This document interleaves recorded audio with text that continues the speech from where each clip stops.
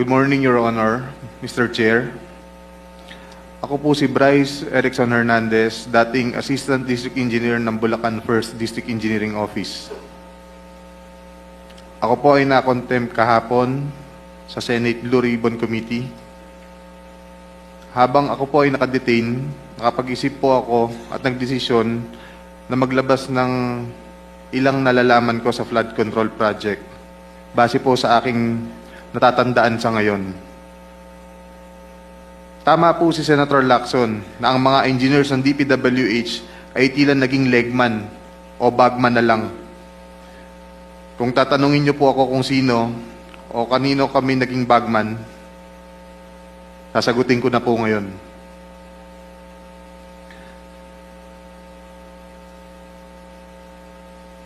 Sabi ni Senator Marcoleta kahapon, ligtas ka na.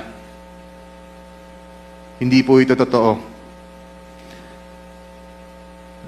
Si Senator Jinggoy Ejercito Estrada, Senator Joel Villanueva, Yusek Robert Bernardo, at D. Alcantara.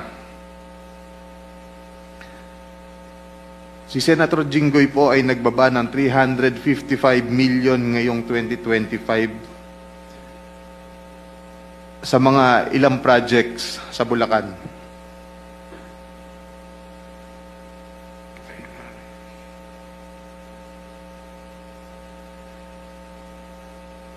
At ang sabi po ng boss ko dito ay 30% ang commitment dito. Ang mga projects po na to ay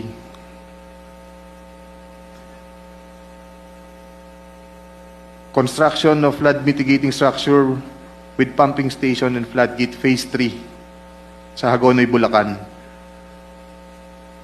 Flood control mitigating structure with pumping station and floodgate sa Malolos, Bulacan. Hindi ko na po babasahin lahat to. Isasama ko po to sa aking written statement. No, mahalaga pong basahin yung buong listahan ng mga proyekto.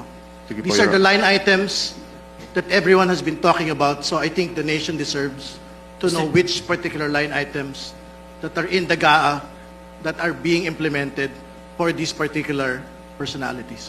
Mr. Chair, may I also request that he be directed to read the entirety of his salaysay? Yes. And not to select a portion of his salaysay. Para Yes, he will. I think he will be required to read the entire, but we need the specific line item.